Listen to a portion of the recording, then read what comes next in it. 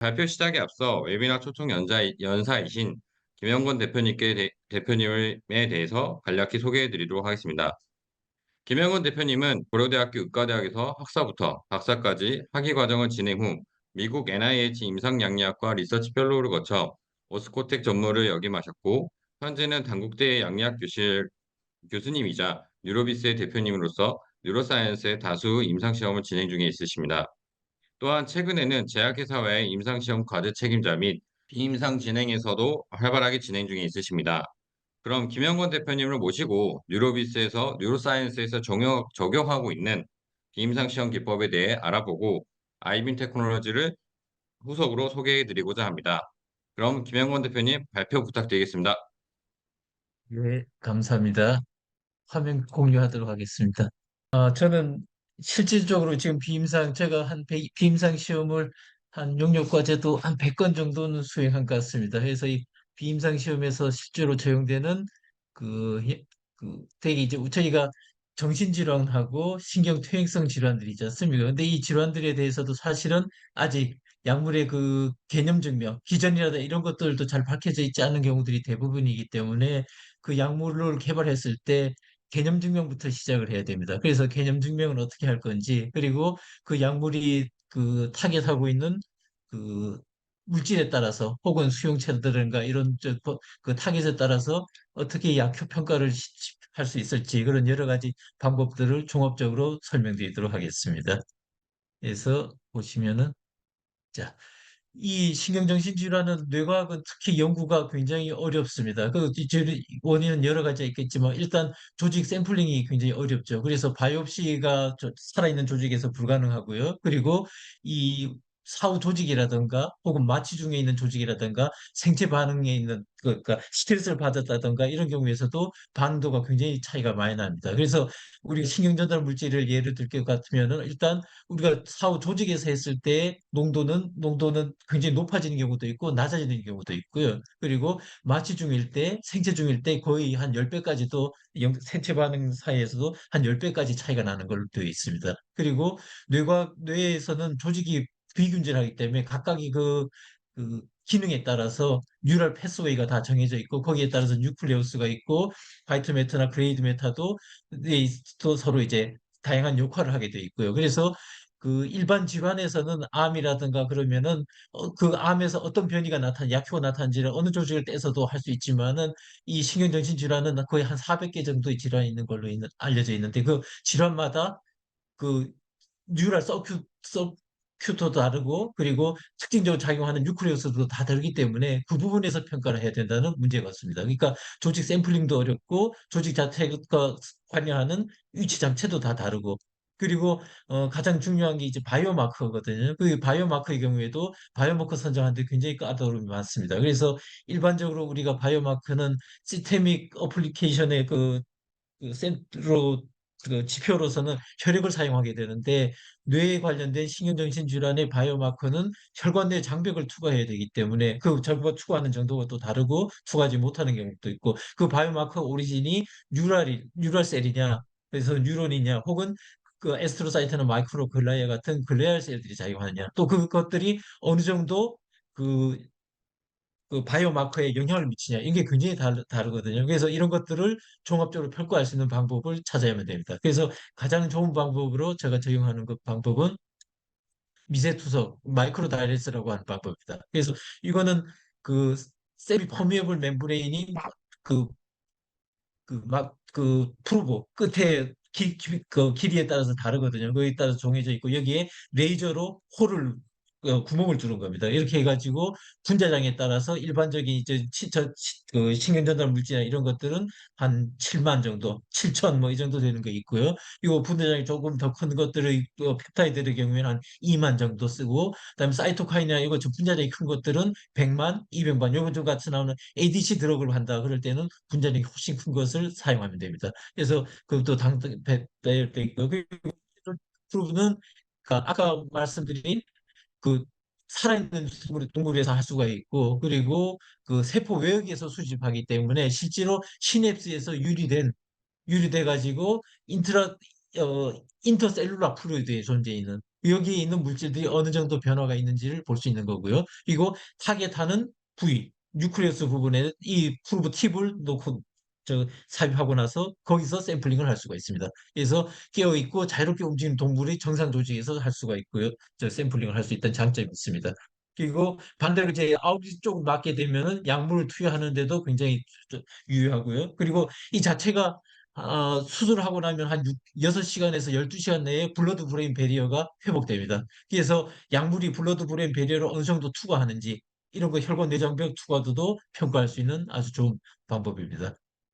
그래서 모든 물질 그러니까 이 결국은 여기서 수집되는 물질은 그 외부에 있는 그 외부 농도하고 이 아티피셜 CSV 없거든요. 그 농도 차이에서 심플 디퓨전 되는 정도를 가지고 측정할 수 있습니다. 그렇기 때문에 어떤 종류의 물질이든지 저희가 주로 하고 있는 신경전달 물질이라든가 사이토가인이나 매크로모레큘에 적용하는 아밀로이드라든가 이런 것들 심지어 그리고 ADC 약물 같은 거 항체 같은 것들도 어느 정도 투과에 대해서 들어온지를 다 분석할 샘플링 할 수 있다는 큰 장점을 가지고 있습니다.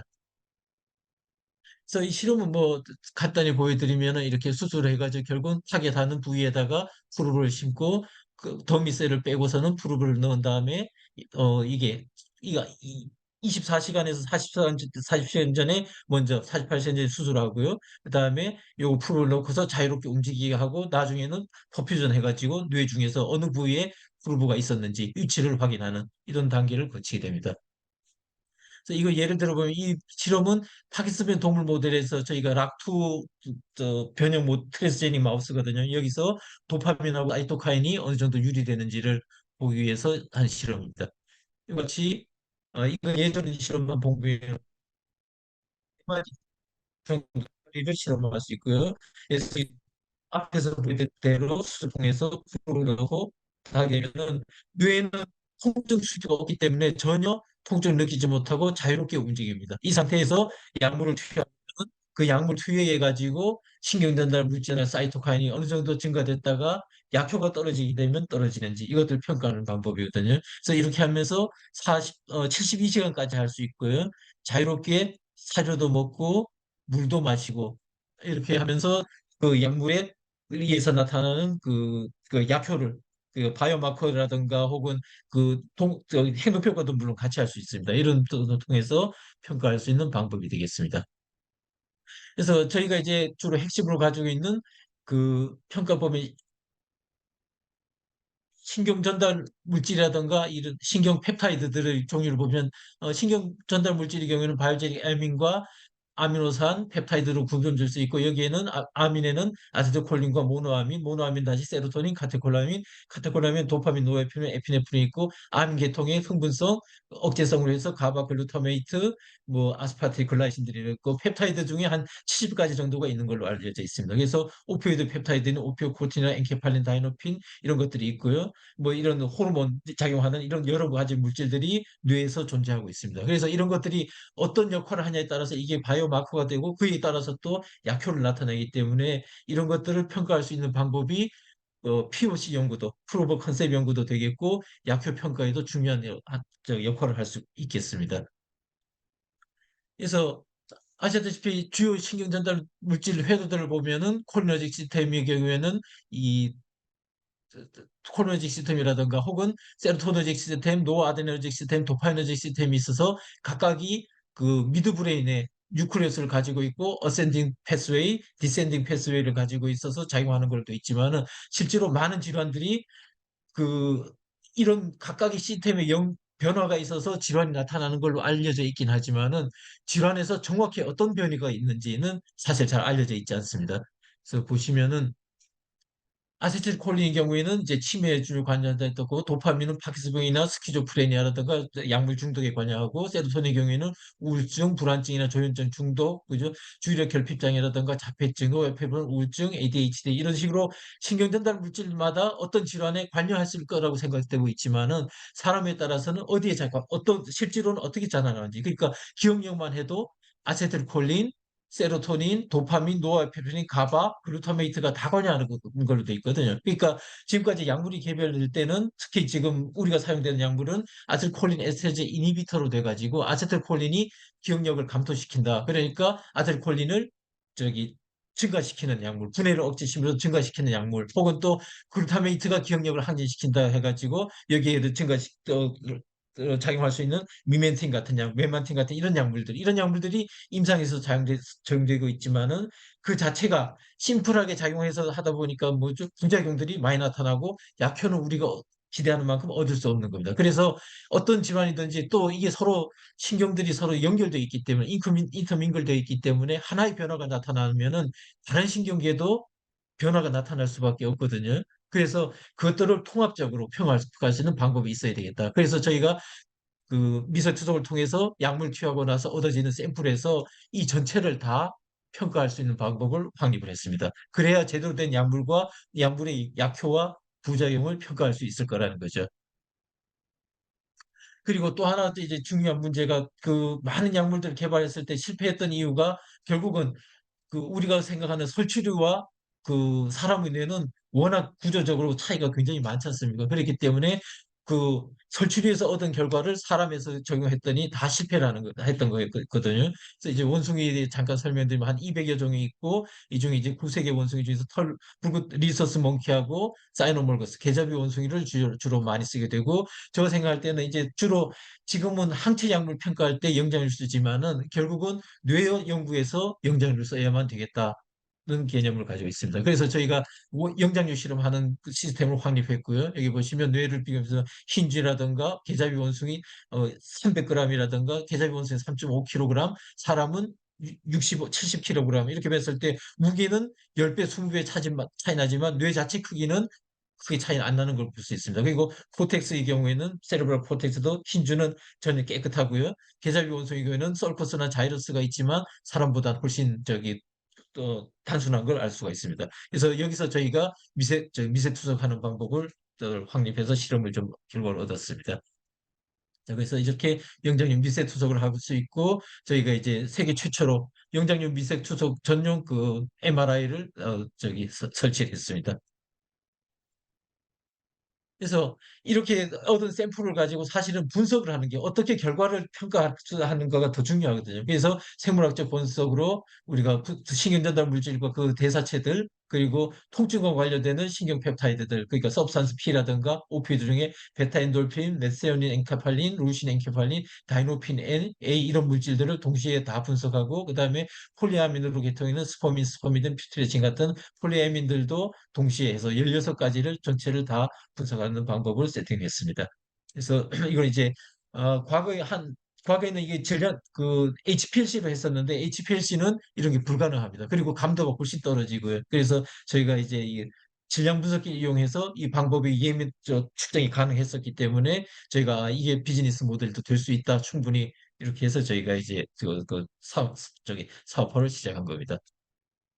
이거 뇌과학에서 가장 중요한 문제들이 지금 이런 것들을 다 분석을 했는데 할 때마다 다 결과가 다른 겁니다. 그리고 랩마다 차이들이 굉장히 많이 나거든요. 그래서 이런 것들을 하려면 결국은 우리가 GLP를 해야 되겠다. 그래서 저희가 얻은 결과는 그 제일 실험에 중요한 반복성, 리피터빌리티를 얻을 수 있어야 되고 신뢰성을 얻을 수 있는 결과를 얻어야 되겠다 해서 저희가 임상시험 검체 분석 기관을 지정을 받았습니다. 그래서 이 임상시험 검체 기관을 통해서 저희가 얻은 데이터는 발표하는 데이터들은 GLP에 인증해가지고 신뢰할 수 있는 결과를 지금 내고 있습니다.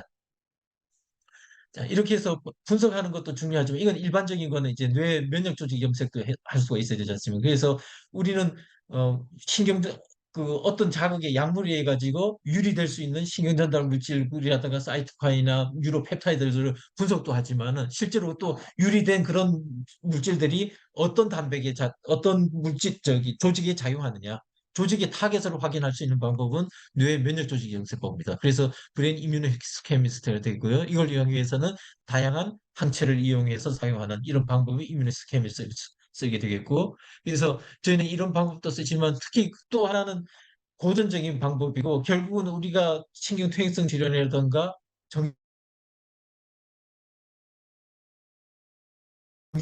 그 행동 평가를 어떻게 하냐는 이제 이건 고전적인 방법이고 물론 여기 이걸 가지고 이제 약효가 좋다 안 좋다를 가지고 보고 안전성을 확립하고 나서 이상이 들어갔으니까 그래서 주로 실패를 했지만 저희는 이런 행동 평가 외에도 그러니까 이뮤노히스토케미스트리나 바이올로지컬 아날라시스 방법을 추가함으로써 실패율을 훨씬 높이고 과학적인 데이터를 제출하려고 합니다. 그래서 어쨌든 행동평가도 기본적으로 방법인데 여기 운동기능 평가의 경우에는 오픈 필드 테스트라든가 로드로드 테스트라든가 그립 스트렝스 테스트, 게이트 아날라이스 등이 있고요. 통증 평가 방법으로는 하프레이트 메소드라든가 테일프링 메소드, 봄 프레이 테스트 등을 할 수가 있습니다. 그리고 학습 기억력 평가에는 여러 가지가 뭐 많이들 해보셨지만 라디얼 아 메이즈라든가 바운스 메이즈, 플레이스 레코기니션 테스트라든가 피어 컨디셔닝, 노블 오브젝트 레코기니션, 패시브 오버드 이런 여러 가지가 있기 때문에 이 약물이 어떻게 작용할 건가를 가지고 특히 이제 치매 관련돼 가지고 약물 많이 개발할 때 이제 러닝 메모리 테스트를 하는 방법이 상당히 많은데 그 약물이 그 기전을 따라 가지고 몇 가지를 선정해서 하게 됩니다. 그래서 그 중에서 어떤 방법으로 어떤 것들이 그 유효성을 보였는지 이런 걸 평가할 수 있고요. 우울증이나 불안증 모델에 대한 약효를 평가하겠다면은 우울증에 대해서는 테일 서스펜션 테스트와 포스트 스윙 테스트 그리고 불안증 모델에 대해서는 엘리베이터 플러스 메이즈라든가 에론 포 플레이트 메소드 이런 것들을 써가지고 평가할 수가 있습니다.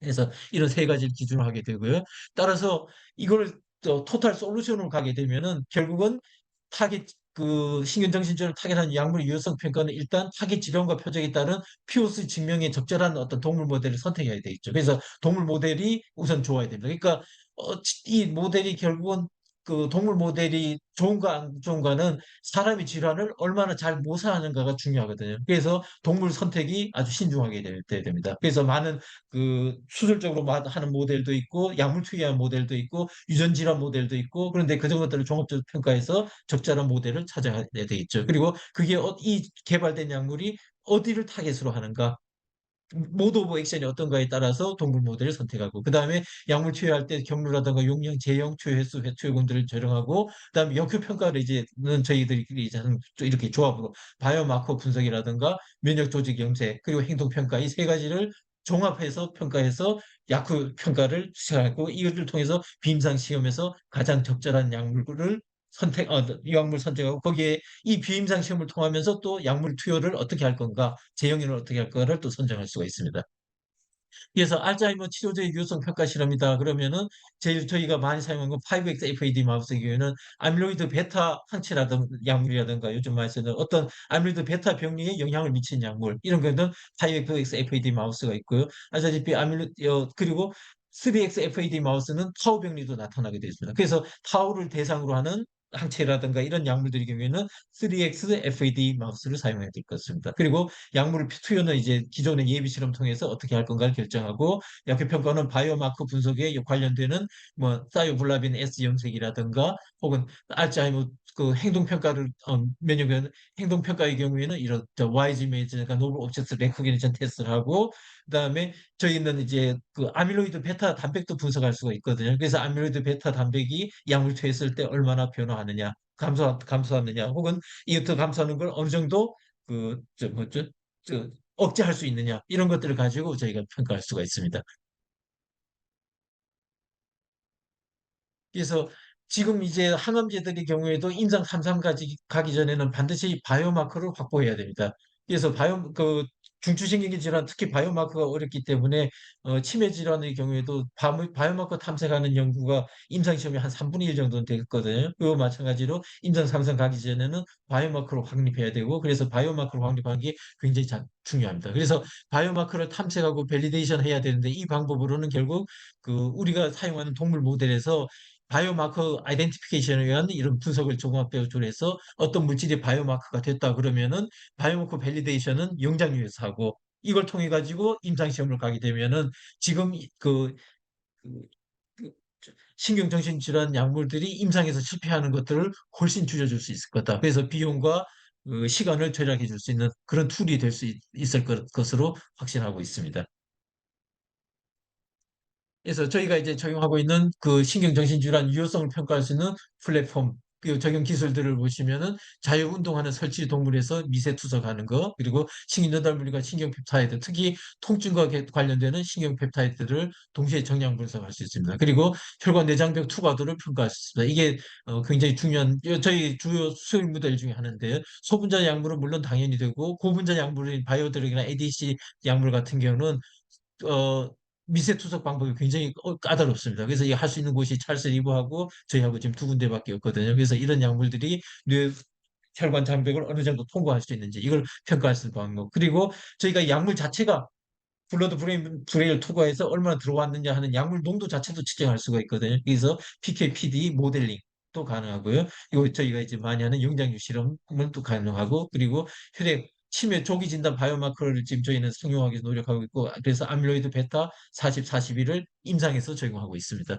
이거 수면장애 바이오마커 분석을 위해서 불면증 타겟 약물을 평가할 수가 있거든요. 그래서 저희가 수면증 동물 모델도 아주 좋은 것들을 만들었고요. 이건 약물 투여하는 걸 했고, 그래서 건강기능식품이나 의료기기들이 효과 판정을 할 때 저희가 임상시험을 하면서 사람의 타액에서 멜라토닌, 세로토닌, 코르티졸 같은 수면 관련 호르몬들을 동시 분석함으로써 이 수면장애 관련된 수면 치료제로 관련되는 건강기능식품이나 의료기기 약물들의 효과 판정에도 적용하고 있습니다. 예, 저는 이렇게 마치도록 하겠습니다. 감사합니다. 네, 김현건 대표님 발표 감사드립니다. 어, 우선 지금 이제 저희도 발표를 해야 되는 부분도 있어서 약간 좀 현재 대기해 주시고요. 그다음에 저희가 이제 전체적으로 끝난 다음에 전반적으로 대한 질의응답을 받도록 하겠습니다. 예, 감사합니다.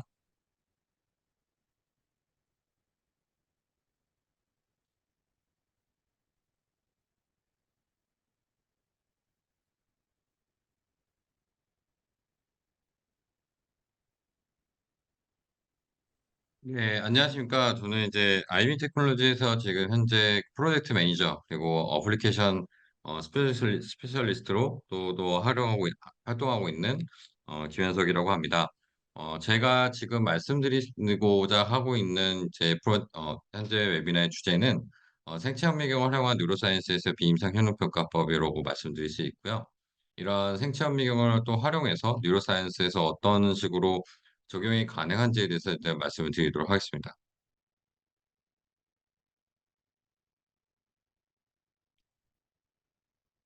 현재 저희 아이빔에 대해서 전체적인 컨셉을 말씀을 드리면 예전부터 이제 현재 과학자들부터까지 말씀을 이어지는 과정 중에 하나는 어떤 거냐면 고대 이제 아인슈타인에서 말씀하신 seeing is believing이라고 말씀을 하고 있습니다. 그래서 즉 이제 보는 것이 믿는 거라고 말씀을 하는데요.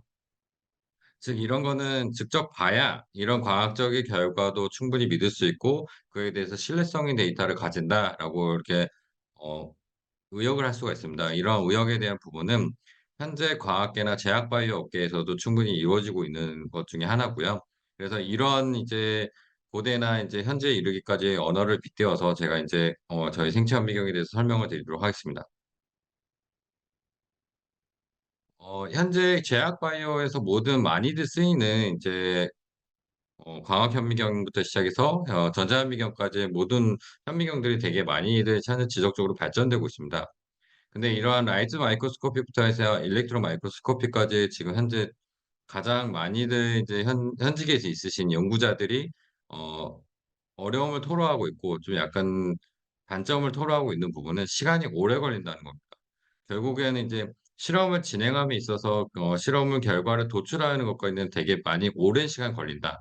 결국에서 한 주에서 2주 정도 걸리고 그에 대해서 그만큼의 결과가 늦어지는 부분에서 굉장히 많은 어려움과 그런 이런 시간적인 부분에서 이슈상을 많이 토로하고 있는데요.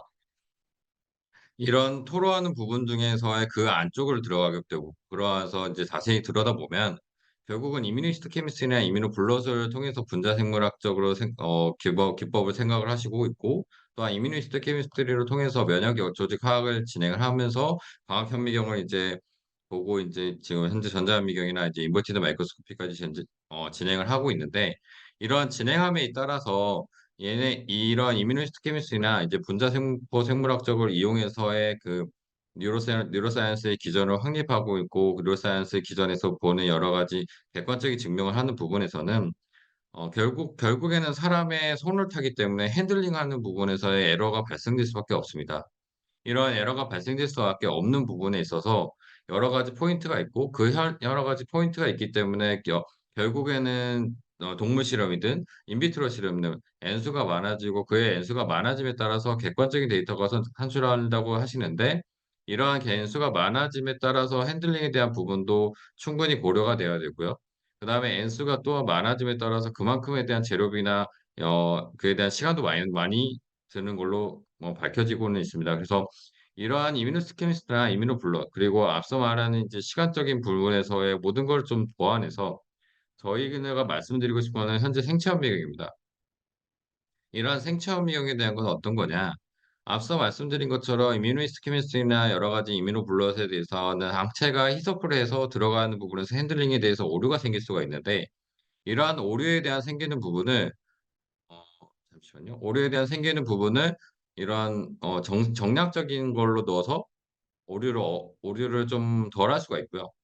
그다음에 이러한 정략적인 부분에서 넣고 그대로 인제 생체 현미경 안에서의 마우스 뇌나 다른 장기에서든 또 동일하게 보이기 때문에 그 부분에 대해서는 정확한 정량 평가까지 가능합니다. 그래서 저희가 지금 생체험 비용으로 많이 진행하고 있는 것 중에서 하나는 빠른 결과 데이터, 그리고 일반적으로 파는 항체를 정량적으로 쓴다. 그리고 핸들링에 대한 부분에서 많은 에러가 없다는 부분에서 저희가 장점으로 말씀드릴 수 있을 것 같습니다.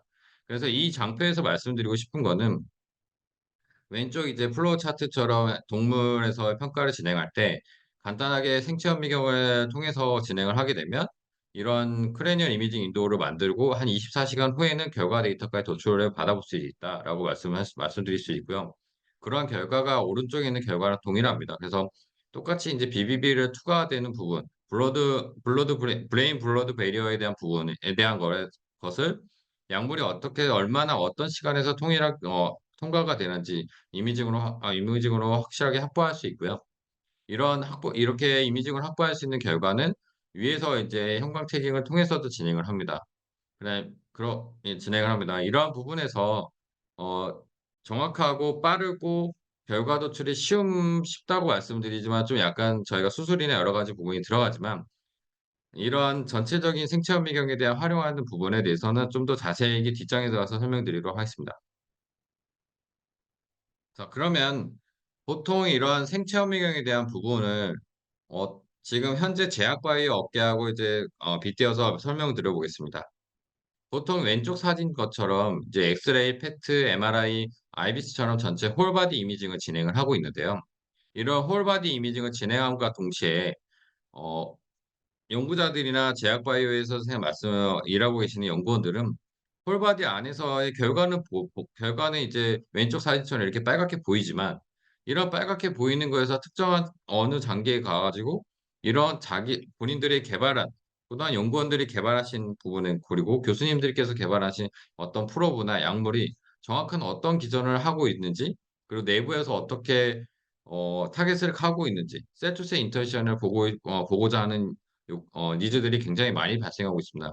그래서 현재는 이제 어느 장기 안에서의 특정한 장기, 그리고 해당 장기 안에서의 충분한 시점을 가지고 지금 현재 보고자 하는 니즈들이 많아지고 있고요. 그래서 오른쪽 그림은 저 현재 폐에서 sepsis 모델을 일으키고, 그 sepsis 모델이 일어난 부위에서 뉴트로필이 얼만큼의 이제 블러드 서큘레이션을 막고, 그리고 또한 이런 막는 다음에 약물을 투여했을 때 뉴트로필이 풀어지는 걸 결과로서 보여주려고 한 영상이고요. 그래서 오른쪽의 그림과처럼 IVM이라는 인트라바이탈 마이크로스코피라는 생체 현미경에 대한 거는 어떤 장기 안에서의 내부에서 셀투셀 있는 인터액션을 충분히 보여드릴 수 있는 인트라바이탈 마이크로스코피다라고 말씀드릴 수 있을 것 같습니다. 그렇게 말씀을 드리고 나서, 그러면 인트라바이탈 마이크로스코피가 어떠한 부위에서 어떻게 활용되는지에서 궁금해하실 것으로 생각돼서 말씀드리겠습니다. 인트라바이탈 마이크로스코피는 이뮨 면역 반응이나, 그리고 암 모델, 그리고 질환 동물 모델, 그리고 드럭 딜리버리 앤 에피커시에 대해서 다양한 방면에서 지금 현재 IVM이라는 장비가 사용하고 있고요. 그리고 이면 반응에서 림프노드에서의 T세포나 B셀이 어떤 식으로 세투셀 인터액션을 진행하는지, 그리고 폐에서의 뉴트로필의 반응이 어떻게 일어나는지, 그리고 캔서 제노그래프트 모델에서 T셀이 암세포 쪽으로 가서 어떻게 킬링 포인트를 가는지, 그리고 캔서 메타시스라고 해서 캔서가 이동하면서 얼마큼 전이가 될 수 있는지에 대해서 직접적으로 생체험 미경에서 볼 수 있고요. 또한 리버에서는 최근에 많이 이슈화되고 있는 스테아토시스나 파이브로시스, 결국에 나시나 NAFLD 모델에서 안쪽에서 얼마큼 섬유학을 차고 있고 리피드 드롭이 생기는지를 볼 수 있습니다. 그럼 드럭 딜리버리하고 드럭 에피커시에 대한 모델에서는 어, 이 말씀 그대로 드럭이 얼만큼의 이동되고 있는지, 그리고 드럭이 얼만큼의 효능을 나타내는지를 직접 눈으로 확인할 수 있는 부분인데요. 이렇게 간에서의 드럭이 디스트리뷰션에 대해서 어느 부분으로 진행되고 있는지를 볼 수 있고요. 그리고 드럭이 암세포 안에서의 시간대별로 진행돼서 2시간, 6시간, 24시간 등 이 각각의 드럭이 얼만큼의 포인트를 가지고 이동하는지에 대해서 저희가 이제 이미징화 시켜드릴 수 있습니다. 그리고 이러한 드럭에 대한 에피케이는 어떤 거냐? 전임상에 대해서 중요한 포인트는 이제 드럭을 넣어서 그만큼의 얼마큼의 효능에 대해서 나오는지가 굉장히 중요한데, 이 KARS라는 이제 프로테인이라는 부분은 어떤 거냐면 염증을 일으키는 물질입니다. 그래서 염증을 일으키는 물질을 실제적으로 넣어서 그 염증을 일으키는 물질 주변에 그래뉼러 사이트라고 하는 모노사이트나 마크로파지에 대한 부분이 어떻게 모여드는지를 이제 볼 수 있고요. 이 모여드는지가 이제 만약에 내 컨트롤이나 이제 비클에 대한 부분으로 모여들었다면, 약물을 투여한 그론에서는 이 옆에 있는 이제 모노사이트나 그래뉼 사이트가 이제 움직여서 모이지는 않는 걸로 이제 평가가 가능합니다. 이런 부분에서 평가가 가능하고요. 그러니까 드러그 에피커시는 안티엔지오제닉 드러그 에피커시를 볼 수 있는 여러 가지 효능 평가를 진행해 볼 수 있습니다.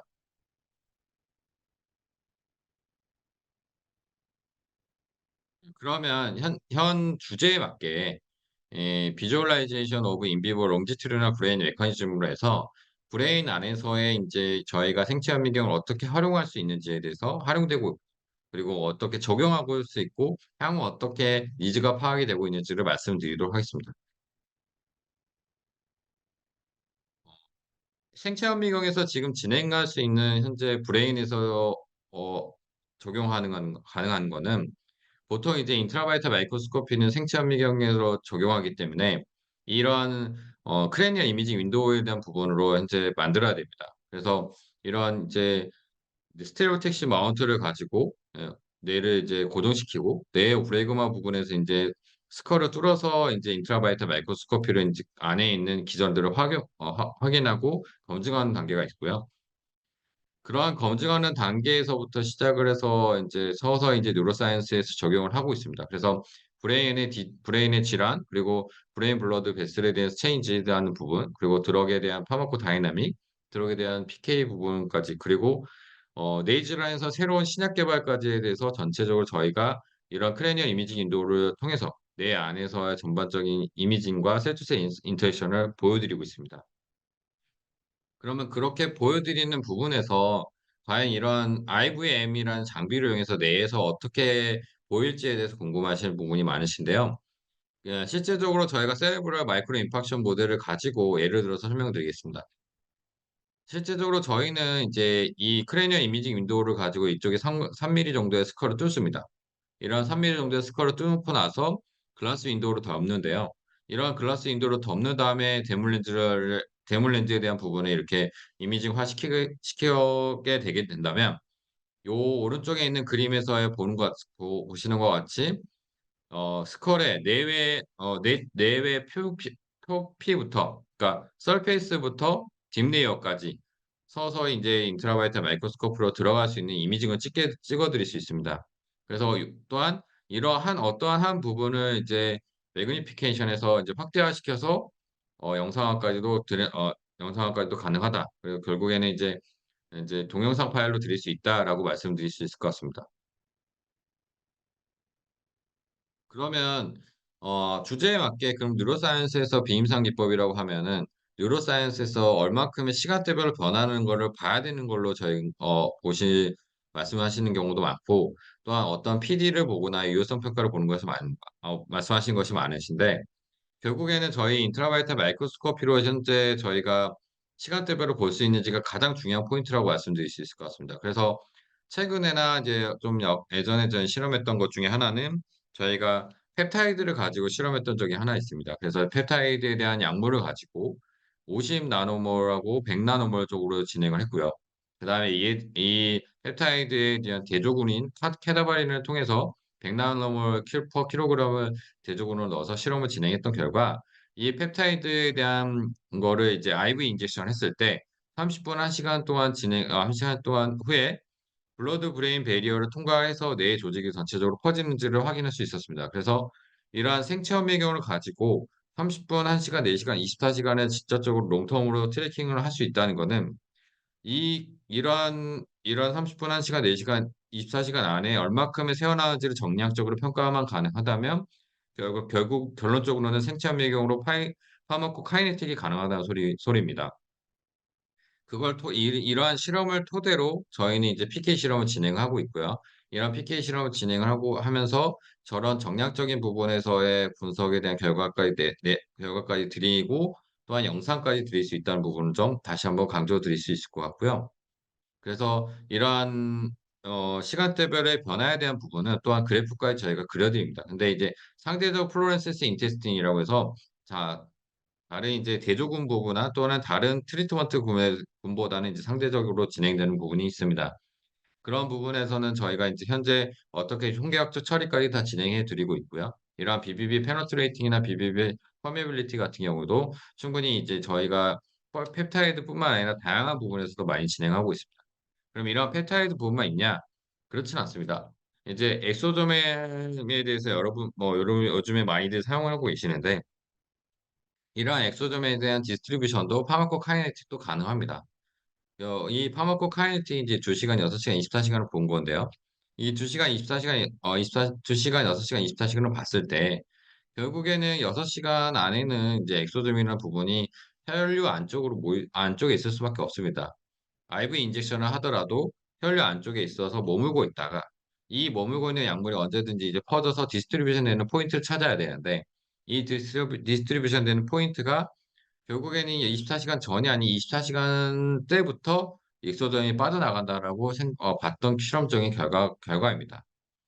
그러면 이제 엑소전 외에 이러한 그 디스트리뷰션 외에 다른 부분에서 또 어떤 부분이 있을 수 있겠냐 보면 아까 처음에 말씀드린 세레브럴 마이크로 임팍션에 대한 부분에서 그럼 세레브럴 마이크로 임팍션을 진행했을 때 그런 티슈에 대한 부분이 익스펜션 되는 거나 실리케이트되는 부분도 확실히 우리 생체 이미징으로 가능하겠냐라고 해서 저희가 테스트를 진행해 봤습니다. 이러한 테스트를 진행해 봤을 때는 마이크로 임팍션이 진행된과 동시에 이 생체 현미경에 대한 이미징도 똑같이 그렇게 보이더라라는 결과는 얻을 수 있었고요. 그래서 마이크로 임팍을 유도시킨 다음에 데이 1일, 이 5일 차까지는 뇌 조직이 점점 커집니다. 그래서 익스펜션 되는 걸 결과를 저희가 알 수 있었고요. 5일 이후에는 생체 현미경에 대한 결과도 점점 티슈가 시링케이지 즉 줄어듭니다. 줄어드는 결과를 저희가 도출할 수 있었습니다. 그래서 이러한 생체 현미경에 대한 부분이 일반적인 광학 현미경에서 도출하지 못한 부분으로도 저희가 나올 수 있다라고 말씀드릴 수 있을 것 같고요. 네, 그 부분을 그래프화 시키게 된다면 Alteration of Area로 해서 현재 0일차부터 30일차까지 충분히 그래프까지 그려드릴 수 있다라고 말씀드릴 수 있을 것 같습니다. 그러면 이러한 세레브럴 마이크로 임팍션만 일어나서 그에 대한 익스펜션이나 그 익스펜션 신케이지에 대해서 히스톨로지에 대한 모양만 봤냐라는 부분에서 보일 수가 있겠냐라고 하는 부분에서 이제 질문을 하실 수 있겠는데요. 그 부분보다는 일단 저희가 말씀드리고 싶은 거는 세레브럴 마이크로 임팍션에 대한 전체적인 외관성에 대해서 특정도 가능하지만 이러한 세레브럴 마이크로 임팍션에서의 추후에 이제 복구 기전을 하기 위해서는 페리사이티스 프롤리퍼레이션이나 페리사이트 베슬 커버리지에 대한 부분이 굉장히 중요합니다. 이런 베슬 커버리지에 대한 부분이 이제 일롱게이션 되고 커버리 프로리퍼레이션 돼야 되는데 이런 일롱게이션 되고 프로리퍼레이션 되는 부분이 결국은 세레브럴 마이크로 인파션에 대한 뒤에 기전이라고 생각하거든요. 그러면 뒤에 기전이라고 생각을 해서 요 페리사이트에 대한 부분을 이제 측정을 해봤을 때 이러한 페리사이트의 부분이 처음에 마이크로 인파션이 일어날 때와 달리 3일차, 5일차, 즉 티슈가 익스펜션 돼서 서서히 시링키데이즈 되는 부분에서 그리고 또한 다시 복구 기전을 할 때 결론적으로 페리사이트 부분이 올라가더라. 좀 더 길게 일롱게이션 되더라까지 해서 뒤에 얼만큼에 대한 애플리케이션에 대한 부분을 저희가 확인할 수 있었던 거고요. 그러면 이렇게 세레브럴 마이크로 인파션에 대한 부분에서의 이 페리사이트까지만 확인했냐? 그렇지는 않습니다. 이제 왜냐하면 페리사이트에 대한 부분도 다양한 기전들이 많고 다양한 유성 평가들이 되게 많은데 그 중에 하나가 이제 파이브러스 이제 스칼 포메이션이라고 해서 이러한 CX3CRO이라는 이제 동물 마우스 사용을 해서 저희가 한번 이러한 파이브러스 스칼 포메이션을 한번 봐봤습니다. 그랬을 때 이런 CX3CRO에는 모노사이트하고 마크로파지가 이제 마이크로글리아라고 하죠. 이런 마크로파지가 나타나는 건데 이제 직접적으로 이제 엔도지너스 GFP를 띠고 있는 애입니다. 그래서 NG2DS-RED라고 해서 페리사이트라고 하는 부분으로 이제 진행을 했고요. 그다음에 CD31은 이제 혈관입니다. 그래서 혈관 타겟이 되고 모노사이트가 타겟이 되고 NG2DS라는 페리사이트가 타겟이 되면 이 모노사이트가 드라이브돼서 마크로파지가 리크루먼트 되고 이런 리크루먼트 된 거에 또 동시에 파이브러스 스컬 포메이션이 일어난다라는 결과까지 나올 수 있었습니다.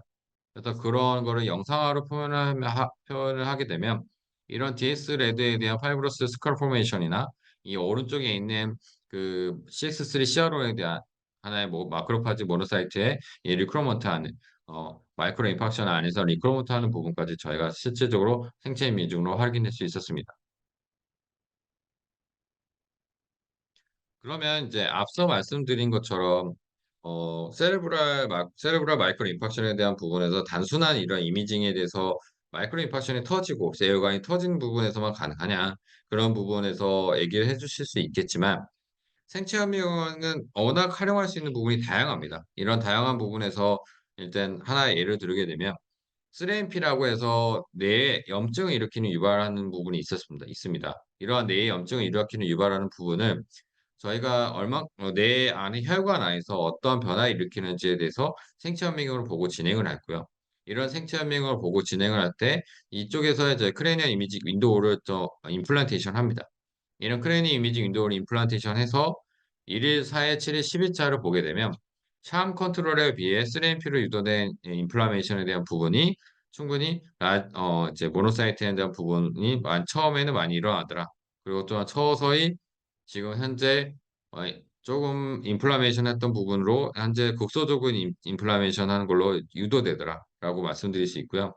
이런 라이젠 GFP는 현재 모노사이트와 마크로파지가 엔도지너스 GFP를 띠는 애들인데 처음 유발하게 되면 이런 마크로파이자하고 모노사이트가 점점 퍼져 있습니다. 퍼져 있지만 점점 시간이 지남에 따라서 확실하게 3AMP를 주사한 그런 3AMP가 작용된 부분에 가서 서서히 어그리게이션 되고 어큐뮬레이션 됩니다. 예, 그에 대한 포인트를 시간대별로 하나하나씩 저희가 이미징화 시켰다고 보시면 됩니다. 그래서 앞서 말씀드린 하나의 전체 이미징의 히스토패솔로지뿐만 아니라 어느 하나의 약물을 가지고 그 약물을 트래킹해서 그 약물이 원하는 부위에서 진행이 될 수 있는지를 저희 생체현미경으로도 확인이 가능합니다. 그러면 앞서 말씀드린 이런 그 3AMP로 인한 그 뉴로 인플라메이션이 진행됐다고 하면 그 뉴로 인플라메이션이 진행돼서 바스큘라 리키지가 생길 수 있을 텐데요.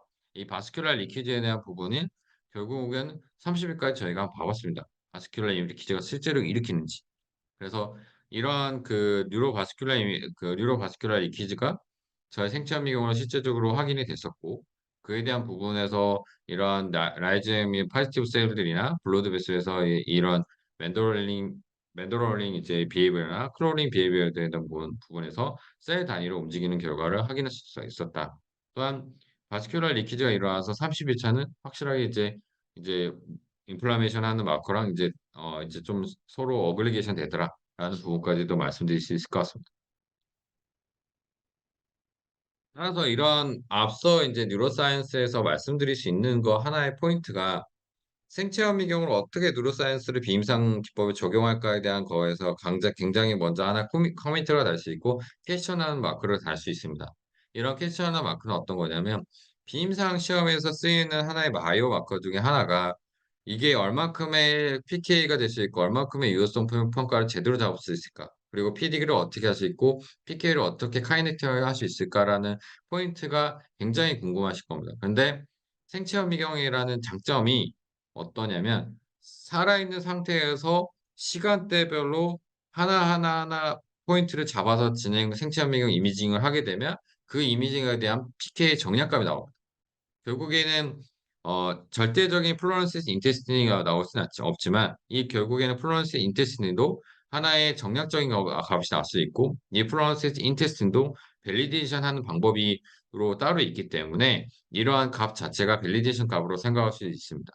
결국에는 근데 PD는 어느 하나의 부분에서의 그 약물을 들어가고 그 약물이 어떻게 활동하고 그 약물이 어떤 부분에서 세투스 인텐션 한 부분이 지금까지 현재 분자세포 생물학적으로 진행을 했음에도 불구하고 현재는 많은 사람들이나 많은 제약회사 그리고 기술 이전하거나 그리고 현재 임상적인에서 적용할 때 많은 사람들이 리뷰를 하게 되면 객관적으로 많이 증명하라라고 다시 백으로 들어올 경우가 되게 많습니다. 그렇게 되면 솔직히 말씀드리면 이렇게 백으로 들어오게 되면 객관적으로 지표로 보여드려야 되는데요. 이런 객관적인 지표로 보여드릴 때 가장 크게 많이들 툴을 활용하는 게 생체현미경을 볼 수 있습니다. 그럼 이러한 생체현미경이 이 뇌만 가능하냐? 뇌만 가능하지도 않고요. 본뇌로부터 저희는 프로스테트까지 설치류 내부 장기에 모두 다 적용이 가능합니다. 따라서 이러한 적용대에 가능할 수 있는 생체현미경에 대한 간단한 장점에 대해서 빠르게 진행해서 넘어가도록 하겠습니다. 이러한 생체 현미경에 대한 부분을 간단하게 말씀드리면 기존적으로 아까 처음에 말씀드렸던 것처럼 현미경에 대한 부분은 실제 연구자 그리고 결국엔 사람이 연구자인데요. 연구자에 대한 부분이 준비를 하고 형광도 인테스팅하고 그에 대한 부분을 진행을 해야 됩니다. 이러한 하나, 둘, 셋, 네 번, 네 개의 모든 진행을 사람이 핸들링하고 진행할 때 모든 다 복잡스러운 부분이 있고 또한 약간 핸들링에 대한 오류가 생길 수 있는데 저희는 이러한 생체 현미경 안에 있는 하나의 임팩트한 시스템을 갖추고 있어서 이 시스템 안에 준비가 가능할 수 있다고 말씀드릴 수 있을 것 같습니다. 또한 현미경이다 보니까 이 현미경이 몇 채널까지 채널이 디텍션이 가능할까라고 하는 것을 굉장히 궁금하실 부분이 많습니다. 그래서 또한 현미경인데 빠르게 스캐너가 가능할까? 빠르게 스캔이 가능할까라는 궁금하신 부분도 많습니다. 결국에선 이 두 가지 질문을 해서 답변을 드리자면 저희는 30에서 50프레임 퍼 세컨드로 이제 빠르게 진행될 수 있고요. 기본적으로는 50프레임 퍼 세컨드로 지금 현재 장비는 나가고 있습니다. 그리고 4채널까지 가능하고요. 컴포칼도 4채널 가능하고 이광자연미금도 4채널이 가능합니다. 그리고 앞서 말씀드린 여러 가지 어플리케이션에 대한 이미징에 대한 부분은 컴포칼로 찍은 것도 있고 이광자연미금으로 찍은 것도 있습니다. 결국에는 두 가지에 대한 이미징 모드를 같이 해서 좀 더 드라마틱한 이미징을 해드릴 수 있고요. 그냥 컴포칼의 이미징이 다 4채널이고 투포턴의 이미징이 4채널이라고 하면 어떤 포인트에 어떤 채널이 있는지 궁금하실 텐데요. RP, GFP, RFP, 사이5의 채널이 있습니다. 그래서 이러한 네 채널을 활용해서 여러 가지 생체내 현미경으로 이미징이 가능하다고 말씀드릴 수 있을 것 같고요. 또한 이런 생체내 현미경은 살아있는 상태로 쓰기 때문에 애니멀 모션 컨버션에 반드시 들어가야 되고 이 애니멀 모션 컨버션 오른쪽에 그림으로 보시게 되면 실제적으로 이러한 그 마우스를 유지하는 메인테넌스 하는 부분이 반드시 들어가야 됩니다. 또한 앞서 뉴로사이언스에서 저희가 롱텀으로 진행할 수 있다고 말씀드렸는데요.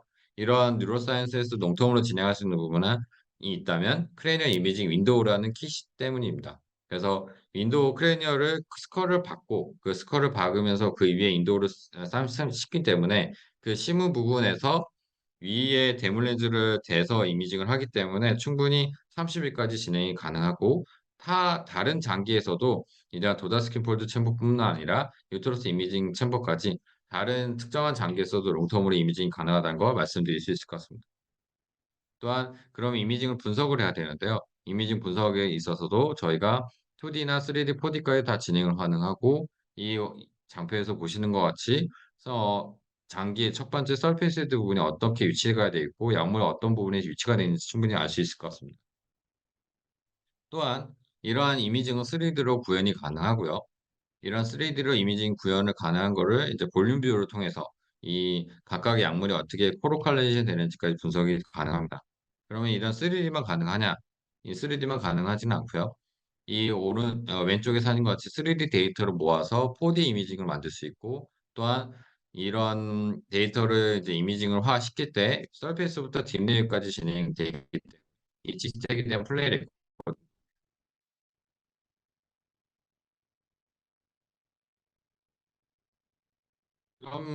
그렇게 이렇게 말씀드린 이런 생체 현미경에 대한 부분이 결국 결론적으로는 이제 논문화시키고 여러 가지 객관적에 대한 평가를 많이 받았고요. 이러한 객관적인 평가를 많이 받음과 동시에 이 생체 현미경을 활용한 결과 데이터도 결국에는 중요한 포인트로 많이들 논문에 사용하고 계십니다. 또한 제가 여기서 말씀드리고 싶은 이제 저희 아이빈 테크놀로지에 대한 여러 제시할 수 있는 지금 현재 사업 분야는 여러 이제 올인원 인트라바이터 마이크로스코피도 있지만 이 장비 세이즈도 있지만 저희가 인트라바이터 이미징 R&D 서비스도 한다라고 말씀드릴 수 있을 것 같고요. 이러한 R&D 서비스는 원스톱 토탈 솔루션 오브 인트라바이터 마이크로스코피 서비스라고 해서 주로 지금 저희가 용역 서비스나 위탁 연구 서비스에 대해서 문의가 오신다면 실험에 대한 스킴을 먼저 진행을 하고요. 이런 실험에 대한 스킴을 디스커션에서 결론적으로 어떤 부분에서 어떻게 얻을까에 대한 부분에서 최적에 대한 이미징 플랜을 짭니다. 이미지 플랜을 짠 다음에 동물 모델을 준비하고 질환 동물 모델을 한 다음에 그다음에 이미지 프로세스를 진행하고 있습니다. 그래서 이러한 이미징 프로세스 진행하는 때는 피저빌리티 테스트도 있고 프리리미너리 테스트도 있고 본실험도 있습니다. 그래서 예, 세 가지 이미징 프로세스에 대한 부분을 거쳐서 진행한다는 점 다시금 말씀드리고 싶습니다. 이상으로 저희 아이빈 테크놀로지의 생체 현미경을 활용한 뉴로사이언스에서 비임상 기법에 대한 제가 간단한 발표를 마치고요. 저희 비임상 시험에서 많이 쓰이는 장비를 활용해서 이제 뉴로사이언스에 어떻게 보이는 실제 장비의 모습과 영상화에 대한 이미징에 대한 모습을 저희 아이빈 테크놀로지 권영진 과장님이 버추얼 데모를 통해서 보여줄 예정입니다. 권 과장님, 발표 부탁드리겠습니다.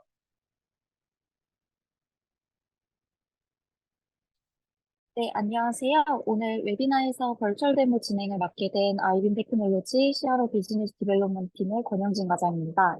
앞서서 멋진 발표를 해주신 뉴로리스 김영건 대표님과 김현석 차장님께 감사드립니다. 저희도 이에 맞추어서 아이빈 테크놀로지 생시험 미경을 사용하여 마우스의 브레인을 영상하는 과정을 직접 보여드리도록 하겠습니다. 시간 관계상 빠르게 진행드리는 점 양해 부탁드립니다. 제가 지금 공유드리는 화면 보고 계실 텐데요. 이는 아이빔 테크놀로지에서 직접 디자인, 생산하고 있는 소동물용 생체현미경인 IBM CM3입니다. 콤포칼과 멀티포톤 레이저 소스가 한 장비 내에 장착되어 있어서 같은 위치를 두 레이저로 관찰할 수 있다는 장점이 있습니다. 콤포칼은 다양한 형광 다이를 디텍션 할 수 있고요. 특히 투포토는 콜라겐이나 파이버와 같이 반복된 구조의 물질에서 형광 레이블링 없이도 세포나 현미 제너레이션 시그널을 관찰할 수 있기 때문에 브레인 내에서의 섬유화 등을 관찰하는 데에 최적화되어 있습니다. 다음으로 오늘 사용할 마우스 모델을 보여드립니다. 이는 5X FAD라고 하는 치매 유발 마우스 모델이고요. 브레인을 영상화하기 위해서 크레니얼 이미징 윈도우를 스컬에 삽입을 한 상태입니다. 자세한 시각 스킨과 수술 과정 동영상은 제가 컴퓨터 화면 공유한 뒤에 보여드리도록 하겠습니다. 감사합니다.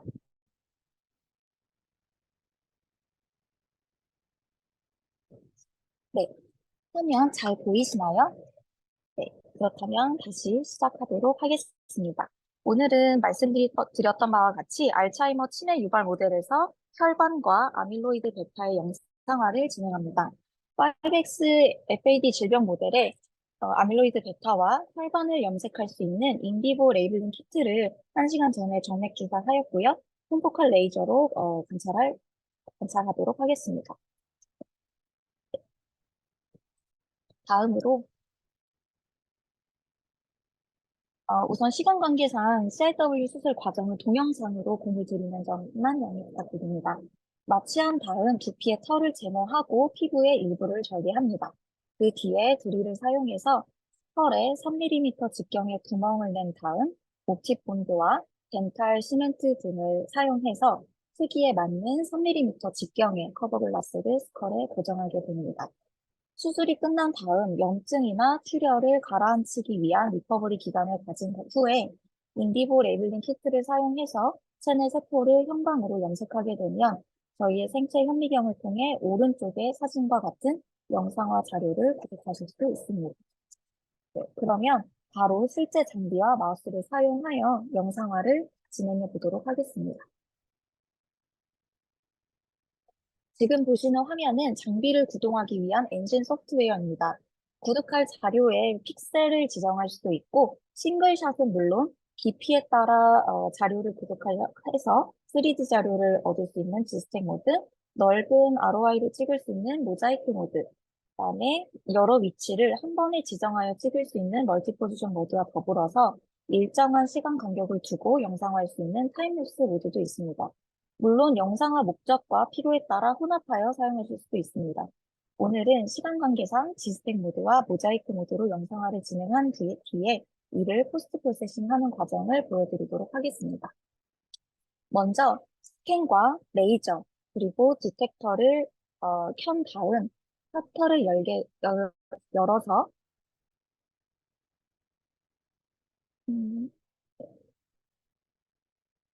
플레인에 지스텍을 맞추게 된다면 이렇게 혈관과 아밀로이드 베타 플락이 보이게 됩니다.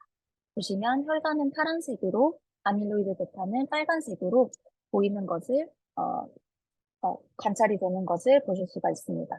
네, 가장 먼저 지스텍 모드로 영상화를 시작을 할 텐데요.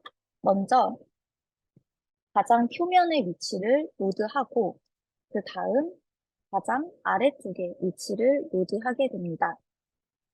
이후에 원하는 지스텍 인터벌을 입력을 하게 되면 필요한 사진의 넘버 수는 자동으로 계산이 되는데요. 오늘은 5 마이크로미터 간격으로 5장을 찍어보도록 하겠습니다. 캡처를 눌러서 지스텍 모드를 활성화시켜 주고요. 캡처를 눌러서 영상화가 시작되면 모든 과정은 다 자동으로 진행이 되기 때문에 설정만 해주신다면 추가로 뭔가를 하셔야 하는 번거로움은 따로 없습니다. 현재 지스텍 모드는 26초로 설정이 되어서 진행이 되고 있고 여기에서도 현재 몇 번째 장수까지 찍었는지 관찰할 수 있습니다. 네, 이렇게 지스텍 영상화가 끝났고요. 다음으로는 모자이크 모드로 영상화를 진행하도록 하겠습니다. 우선 찍고자 하는 부위를 찾아가신 후에 모자이크 이미징 탭에서 가장 왼쪽 위의 좌표를 로드하시고 그 다음으로 가장 오른쪽 아래의 좌표를 로드하신 다음 어플라이를 누르게 되면 이번 영상화를 통해 구독하게 되는 영상화 사진의 장수가 자동으로 계산이 되게 됩니다. 그 후에는 지스텍 모드를 해제하고 모자이크를 설정한 다음 사진을 찍게 되면 10초 안에 이 역시도 마찬가지로 스테이지 움직임이 모두 자동으로 진행이 되고 있습니다. 만약 이보다 더 간단하게 진행을 하고 싶으시다면 ROI의 중심 좌표를 로드하신 다음에 퀵 모자이크를 사용하셔서 여기에서 3바 이상 또는 9바이크까지의 크기 자료를 자동으로 쉽게 얻으실 수도 있습니다. 네, 시간 관계상 영상화는 여기서 마무리하도록 하고 구독한 자료는 저희가 함께 제공하고 있는 포스트 프로세싱용 스튜디오 소프트웨어에서 보도록 하겠습니다. 네, 이는 제가 웨비나 직전에 같은 마우스로 얻어놓은 자료입니다. 보시게 되면 위에서부터 아래로 이렇게 영상화를 차례대로 보여주는 비디오로 보실 수 있고 밝기와 대비 그리고 색깔의 레벨은 물론 2D 라벨에서 스케일바와 지스텍 레벨, 즉 어느 정도 깊이까지 들어갔는지를 오른쪽 상단, 하단에서 모두 확인하실 수 있습니다. 네. 그 다음으로는 모자이크 자료입니다. 동일하게 파일을 먼저 오픈한 다음에 이미지 프로세싱 탭에서 모자이크 파일을 추출을 하게 되면 이와 같이 자동으로 여러 개의 사진 이미지가 스케치되어 큰 하나의 이미지로 보여지게 됩니다. 그 다음으로는 3D 비주얼라이제이션 탭으로 넘어가도록 하겠습니다. 앞서 얻었던 지스텍 영상화 자료를 오픈하게 되면 자동으로 이렇게 3D화 되어서 보여지게 됩니다. 마우스 스크롤로도 움직이실 수 있고 올소고나 뷰를 통해서 위에서 아래로 쭉 내려가면서 각각의 포컬 플레인별 이미지가 어떻게 되는지도 확인 가능하시고요. 위나 아래로 회전하는 영상, 방금 보여드렸던 올소고나 뷰, 위에서부터 아래로 내려가는 비디오 모두 얻으실 수 있습니다. 만약에 넓은 부위의 ROI를 3D로 보고 싶으시다면 지스텍과 모자이크를 동시에 활성화해서 엔진에서 영상화 자료를 얻으신 다음에 각각의 포컬 플레인별 모자이크를 시행하신 다음에 3D 탭에서 오픈을 하게 되면 이처럼 좀 더 넓은 부위를 3D로 보실 수 있습니다. 네, 그리고 나서 저희 장비의 장점 중에 하나인 롱텀 이미징에 대해서도 간략하게 보여드리도록 하겠습니다. 이는 같은 마우스를 가지고 첫 번째 영상화의 첫 번째 날로부터 28일째까지 같은 마우스를 사용해서 영상화를 했던 결과입니다. 그래서 이와 같이 여러 마우스를 세크리파이 하거나 익스파이어 시킨 다음에 엑스비브나 기타 영상화 장비를 통해서 구독을 하실 필요 없이 하나의 마우스만 가지고 굉장히 오랫동안 같은 위치에서 영상화를 하실 수 있다는 장점이 있기 때문에 이 자료를 보여드리는 것을 마지막으로 버추얼 데모를 마치도록 하겠습니다. 네, 질문이 있으시다면 질의응답 시간에 답변 드리도록 하겠습니다. 지금까지 경청해 주셔서 감사합니다.